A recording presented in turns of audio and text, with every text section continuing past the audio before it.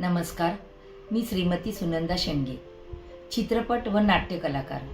आपणास आज सांगू इच्छिते की सोलापूरमध्ये लघु चित्रपट आणि नाट्य क्षेत्रात ज्यांचे आदबीने आणि कौतुकाने नाव घेतले जाते असे राष्ट्रपती पुरस्कार विजेते संदीप जाधव सर यांनी महिलांविषयी सामाजिक बांधिलकी व समाज प्रबोधनात्मक असं एक लघु चित्रपट निर्माण केला आहे, गर्भसंती. या चित्रपटाला सर्वांनी अतिशय कष्ट घेतलेले आहे.